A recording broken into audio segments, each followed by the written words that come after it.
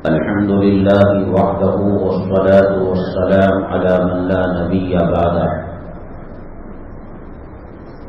أما بعد فأعوذ بالله من الشيطان الرجيم. بسم الله الرحمن الرحيم. ومن آياته أن خلق لكم من أنفسكم أزواجا لتسكنوا إليها وجعل بينكم مودة ورحمة. قال النبي صلى الله عليه وسلم: إن أعظم النكاح بركة أيسره مؤونة، أو كما قال النبي عليه الصلاة والسلام: رب اشرح لي صدري ويسر لي أمري واحلل عقدة من لساني يفقهوا قولي. اللهم صل على سيدنا مولانا محمد في أول وأوسط وآخر كلامنا. قابل قدر سامعین کرام، اللہ جل جلالہ کا بے انتہا کرم ہے اور احسان ہے. اللہ تبارک تعالیٰ نے اپنے پاکیزہ گھر میں ایک پاکیزہ نسبت سے جمع فرمایا. اللہ تعالیٰ ہمارے جمع ہونے کو، کہنے کو، سننے کو قبول فرمائے اور دونوں جہاں کی کامیابیاں کا ذریعہ بنائے اور سبب بنائے. محترم حضرات، ہر چیز کا ایک موقع اور محل ہوتا ہے. شادی بیاہ اور نکاح کی مجلس کے موقع پر 95% لوگ، بلکہ 99% لوگ وہ چاہتے ہیں کہ مجلس نکاح مختصر ہو. یہ ناچ گانے کا، خوشیاں منانے کا، گلے لگانے کا، جھومنے کا موسم. اب اس میں یہ کہاں سے مقرر کو، خطیب کو بٹھا دیا؟ پوچھئے نبی کریم جناب محمد رسول اللہ صلی اللہ علیہ وسلم کو، خطبہ نکاح میں آپ نے یہ آیت کیوں پڑھی؟ یا ایھا الناس اتقوا ربکم، لوگو اللہ سے ڈرو. یا ایھا الذین آمنوا اتقوا اللہ حق تقاتہ، اللہ سے ڈرو جیسے ڈرنے کا حق ہے. یا ایھا الذین آمنوا اتقوا اللہ وقولوا قولا سدیدا، اللہ سے ڈرو، صحیح بات کرو. کلام پاک کی 6666 آیتوں میں پوچھئے اللہ کے نبی صلی اللہ علیہ وسلم سے تقوی کی آیتیں پڑھی اور موت کا تذکرہ کیا. وَلَا تَمُوتُنَّ إِلَّا وَأَنْتُمْ مُسْلِمُونَ، موت تمہیں حالت ایمان اور حالت اسلام کے اندر آئے. کہاں ویڈیو کا تذکرہ ہے، کہاں شکرانے کا تذکرہ ہے، کہاں ہلدی کا تذکرہ ہے، کہاں بفے سسٹم کا تذکرہ ہے، کہاں جانوروں اور حیوانوں کی طرح پردے کو توڑنے کا تذکرہ ہے. کس چیز کی مبارکبادی دی جا رہی ہے؟ دیکھیے، انسان اور مسلمان کی زندگی میں اسلام کے 2 قسم کے اعمال ہیں. ایک عمل وہ ہے جو بذات خود عبادت ہے. عمرہ، اسے کہنے کی ضرورت نہیں کہ عمرہ عبادت ہے. حج کو کہنے کی ضرورت نہیں کہ حج عبادت ہے. تراویح کو کہنے کی ضرورت نہیں کہ تراویح عبادت ہے. روزے کو کہنے کی ضرورت نہیں کہ روزہ عبادت ہے. بذات خود وہ عبادت ہے. اور ایک وہ کام ہے کہ اس کا تعلق اگر عبادت سے ہو جائے، آخرت سے ہو جائے، قرآن سے ہو جائے، خدمت خلق سے ہو جائے. ایک آدمی گاڑی خرید رہا ہے تو کون سی عبادت ہے؟ ہاں، اس نیت سے خریدتا ہے کہ مدرسے کے لیے سبزی لے کر آؤں گا، ٹماٹر لے کر آؤں گا، مدرسے کے تقاضے پورے کروں گا، مسکینوں کی مدد کروں گا، راہ چلتے مسافروں کی مدد کروں گا، تو پھر وہ گاڑی عبادت بنتی ہے. لیکن یہ اعمال بذات خود اپنے میں عبادت ہیں. بڑے افسوس کی بات یہ ہے، انسان نے چاند پر کمندیں ڈال دی، مریخ عطارد زحل مشتری کو مٹھی میں کر لیا، سمندر کو، ہواؤں کو، فضاؤں کو قابو میں کر لیا.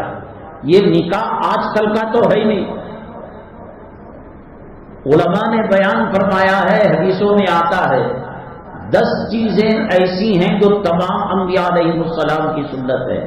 عطر کا لگانا، مسواک کا کرنا، بغل کے بال نکالنا، گندے بال نکالنا اور نکاح کرنا.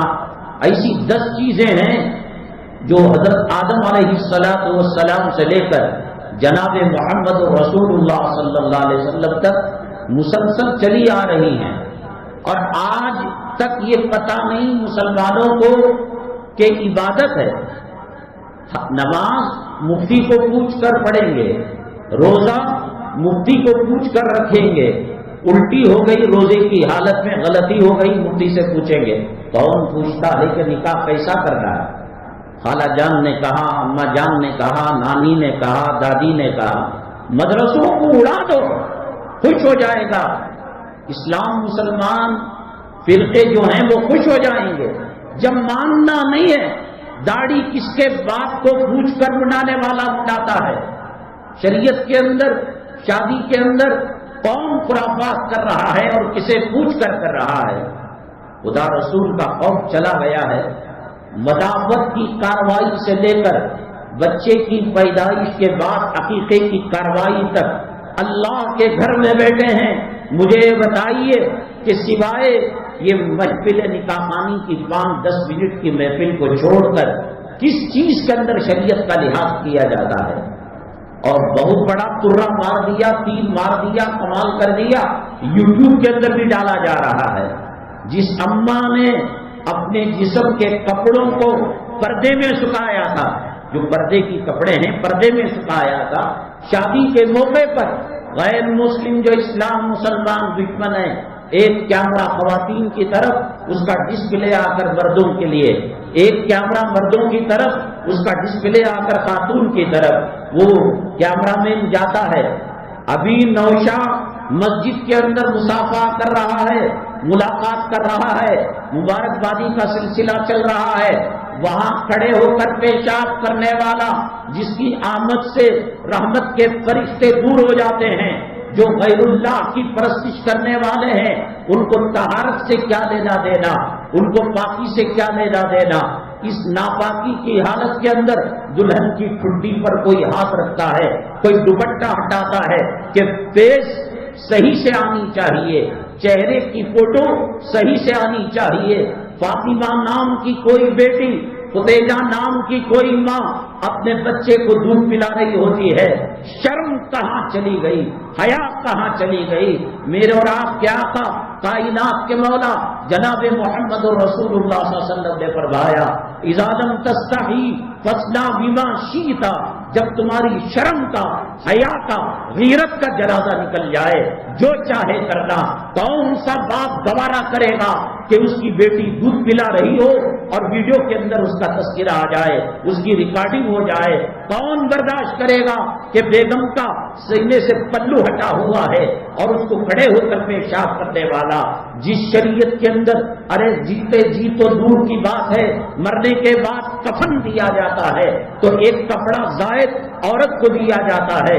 مرے ہوئے جسم کے ساتھ کون کیا کر سکتا ہے؟ وہاں پردے کا لحاظ رکھا گیا. عورت غسل خانے کے اندر جا کر غسل کری، سر کے بالوں میں سے ایک بال صابن کے اندر اٹک گیا. فقہا نے لکھا ہے، علماء نے لکھا ہے کہ دیور اور دوسرے لوگ جو غیر محرم ہیں اس صابن کو اس وقت تک استعمال نہ کرے جب تک کہ وہ خاتون اس کے بال کو نہ نکال لے. جس شریعت کے اندر عورت کے بال کا پردہ ہے، النکاح من سنتی کہہ کر کیوں تم ذلیل کرتے ہو شریعت کو؟ RSS والے کم تھے، اسلام مسلمان دشمن کم تھے، بابری مسجد کو ڈھانے والے کم تھے، حجاب کو ختم کرنے والے کم تھے، حج و عمرے کے اندر محرم اور غیر محرم کی شرط لگانے والے کم تھے، کلام پاک کو جلانے والے کم تھے، مدرسوں کو بلڈوزر سے گرانے والے کم تھے. تم مسلمان کے نطفے سے پیدا ہو کر النکاح من سنتی کیوں کہتا ہے؟ تو یوں کہہ لے النکاح من انگریز، النکاح من یورپ، النکاح من امریکہ، النکاح من کھڑے ہو کر پیشاب کرنے والا. سنت کا لفظ لگاتا کیوں ہے اس پوری کارروائی کے اندر؟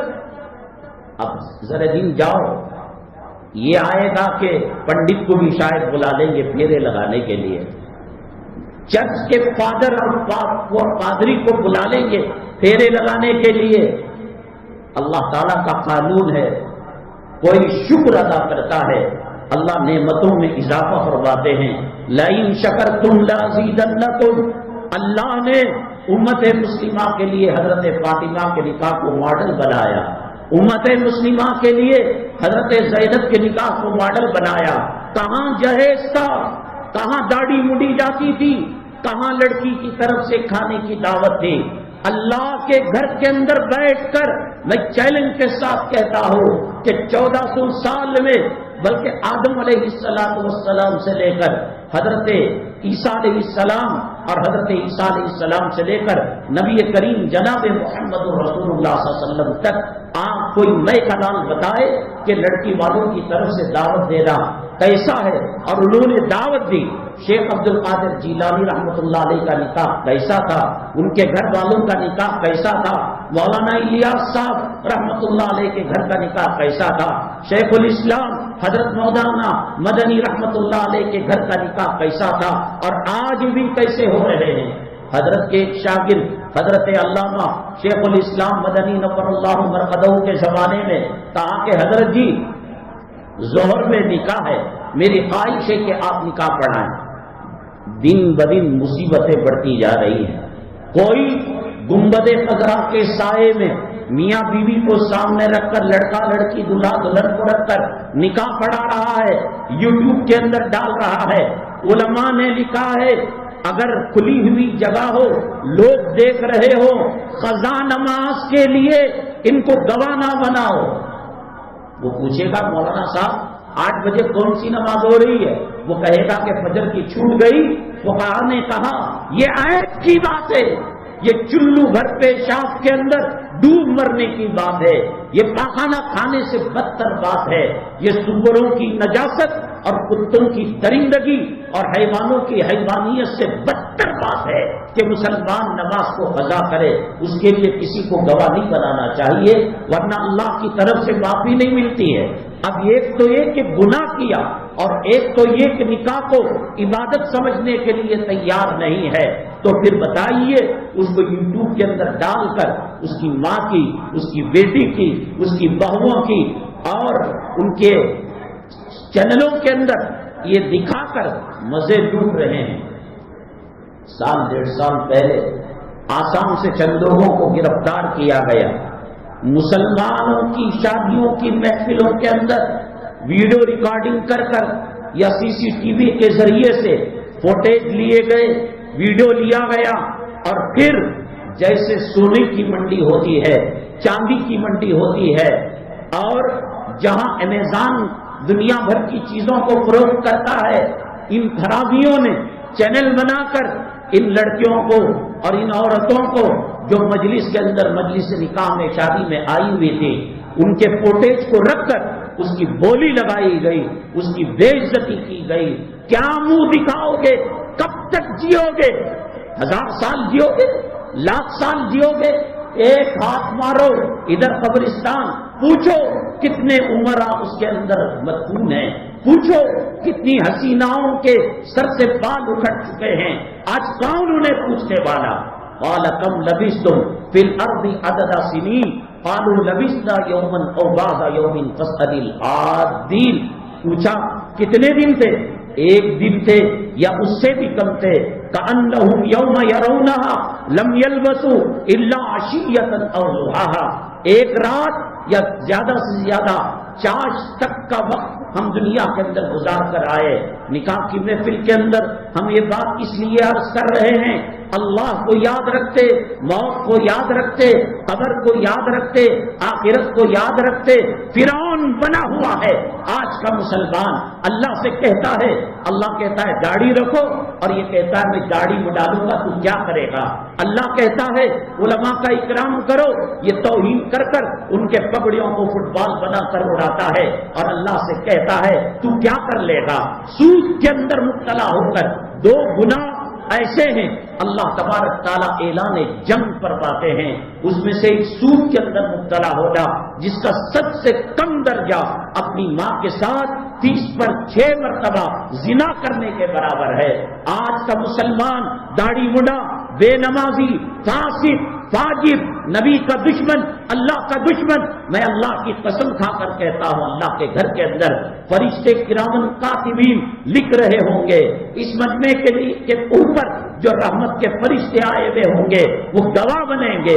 آج اسلام مسلمانوں کو، آج مسجدوں کو، آج مدارس کو، آج مکاتب کو، آج قرآن کو، آج حدیثوں کو، آج نبی کے طریقوں کو جو تکلیف پہنچ رہی ہے، جو نقصان ہو رہا ہے، وہ یہود و نصارہ کی وجہ سے نہیں ہو رہا ہے، وہ کافروں کی طرف سے نہیں ہو رہا ہے.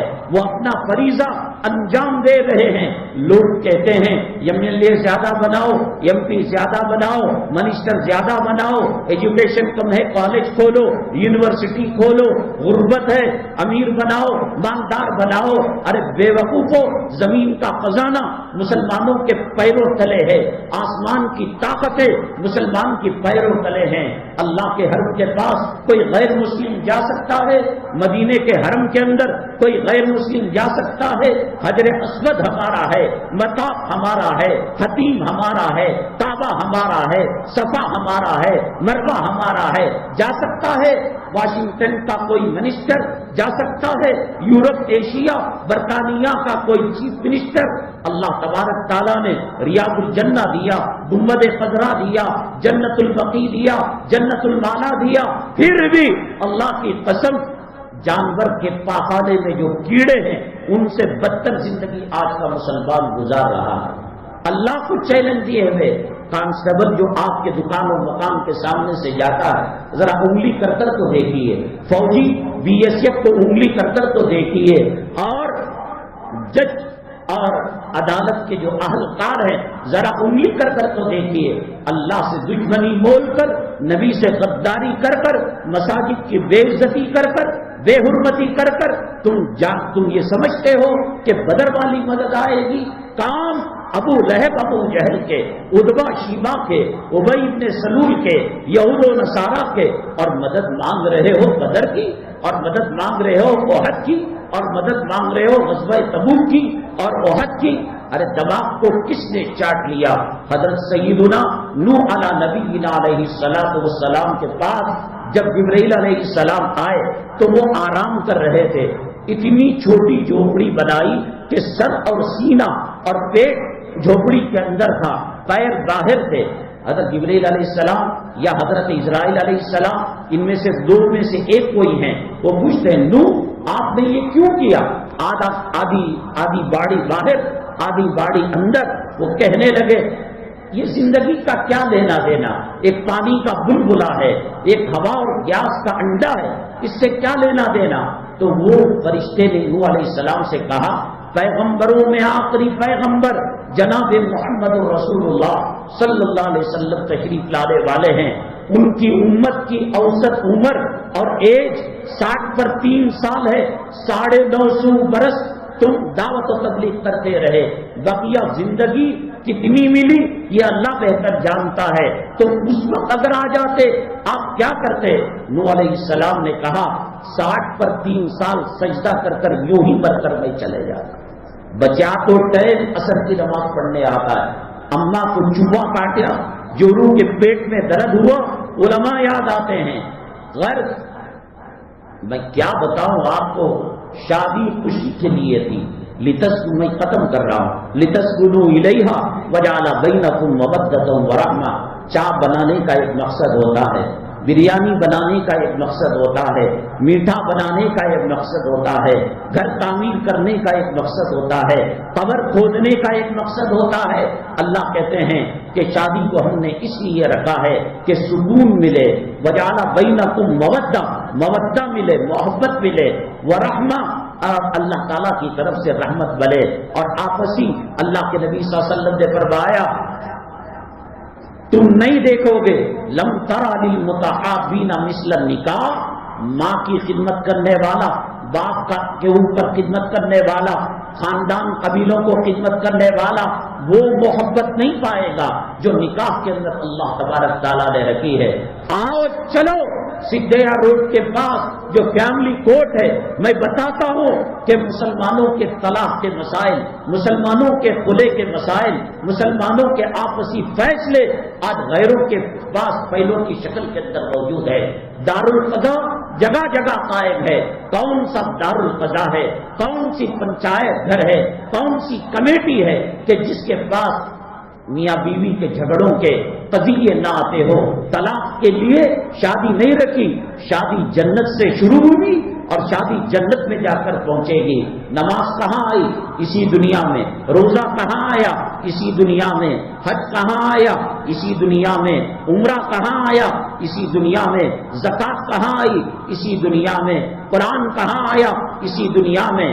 من جملہ عبادتوں کے میں نے کہا کہ بذات خود جو عبادت ہے ان میں سے ایک نکاح ہے، اور ایسا نکاح جو تمام پیغمبروں کی سنت ہے۔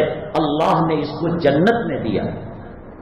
جنت میں مزہ نہیں آ رہا تھا، اللہ نے کہا حوا علیہ السلام سے نکاح، تو وہاں نکاح پڑھایا اللہ تبارک تعالیٰ نے۔ نکاح اگر سنت کی بنیادوں پر رکھا جائے تو اس دنیا میں، قبر میں، میدان محشر میں، پلسرات میں اور جنت تک چلے گا۔ اور اگر نکاح سنتوں کے مطابق نہ ہو، 5 جمعرانیاں کے بعد حضرت عیسیٰ علیہ السلام ایک قبرستان کے پاس ساتھیوں کے ساتھ گزر رہے تھے۔ ایک حبشی بیٹھ کر زاروں قطار رو رہا تھا۔ حضرت عیسیٰ علیہ السلام نے کہا کیا ماجرا ہے؟ کہا میں نے بیگم کو بہت تکلیف دی، میں معافی مانگنا چاہتا ہوں، ایصال ثواب کرنا چاہتا ہوں۔ تو کہا کون سی خبر؟ وہ رونے میں، دھونے میں، غم کرنے میں، دکھ کرنے میں کنفیوز ہو گیا، اپنی بیوی کے بجائے ایک حبشی کی قبر کی طرف اشارہ کر دیا۔ تو حضرت عیسیٰ علیہ السلام نے کہا قم بإذن اللہ، قبر کو پھاڑتے ہوئے حبشی آیا۔ حبشی آنے سے پہلے ایک آواز دی اور ایک منادی دی، اے عیسیٰ اب دوبارہ مجھے سکرات کی سختی نہیں ہونی چاہیے، موت کی سختی نہیں ہونی چاہیے۔ آج سے 1000-2000 سال پہلے جو موت نے مجھے چکایا ہے اپنا ذائقہ، عیسیٰ آج تک وہ موت کی سختی میں قبر کے اندر محسوس کر رہا۔ بلانا ایم ایل اے کو، ایم پی کو بلانا، سیٹ کو بلانا، کروڑ پتی کو بلانا، ارب پتی کو بلانا، یہود و نصارہ کے لیڈروں کو بلانا، پتا چلے گا۔ کہا کہ ٹھیک ہے صاحب، ہم جو ہے اٹھاتے ہیں۔ تو اس کے بعد وہ کلمہ پڑھ کر چلا گیا۔ دوسرے کو جو اٹھایا تو بیگم نکلی، ان کے ساتھ وہ رہ رہی تھی۔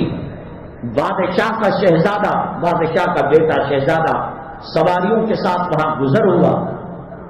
قبر سے نکلی ہوئی عورت شہزادے پر عاشق ہو گئی، قاضی کے پاس مقدمہ لے کر گیا خامل، کہنے لگی یہ جھوٹا مکار ہے، میں تو شہزادے کی بیوی ہوں۔ قبر میں جا کر قبر کی پسلیوں کا ملنا دیکھ کر، قبر کے عذاب کو دیکھ کر، موت کے ذائقے کو چکھ کر اب بھی اس سے فتنہ نہیں گیا، اب بھی اس سے شرارت نہیں گئی۔ قرآن نے کہا ان کید الشیطان کان ضعیفا، شیطان کا مکر کمزور ہے، اور یہی قرآن نے کہا ان کیدکن عظیم، اے عورتوں تمہارا مکر اور تمہاری چال خطرناک ہے۔ اگر سکون چاہتے ہو، اگر جنت کا مزہ چاہتے ہو، جہیز دینے سے، مکان دینے سے، گاڑی کی چابی دینے سے، گنبد خضرا کے سائے میں، حرم کے احاطے میں نکاح کرنے سے سکون نہیں آتا۔ سکون سنتوں کے اندر ہے، قرآن کے اندر ہے، حدیث کے اندر ہے۔ فقی ابو اللیث سمرقندی رحمت اللہ علیہ فرماتے ہیں کہ شادی سے پہلے جو 2 رکعت پڑھی جاتی تھی اللہ 2 رکعت کا اجر دے گا، اور شادی کے بعد اگر وہی 2 رکعت پڑھی جائے اللہ ہر 1 رکعت کے بدلے 70 رکعت کا ثواب برحمت فرمائیں گے۔ اور کہا فقی ابو اللیث سمرقندی رحمت اللہ علیہ نے میاں بیوی نے سنت کے مطابق ملاقات کی، وظیفہ زوجیت ادا کیا، حمل رکا، بچہ پیدا ہوا، چونکہ شادی کر کر سنت کے مطابق ملاقات کر کر بچہ پیدا ہوا، ہر سانس پر 70 سال کی عبادت کا ثواب اللہ ماں باپ کو برآمد کروائے گا۔ اللہ تبارک تعالیٰ میری آپ کی امت مسلمہ کی اصلاح کروائے، شادیاں سنت کے مطابق ہو اور غیروں کے پاس فیصلے لے جانے سے اللہ ہماری حفاظت کروائے، میاں بیوی میں الفتیں محبتیں پیدا کروائے اور دونوں خاندانوں کے اندر اللہ تبارک تعالیٰ میل ملاپ اور محبت نصیب فرمائے۔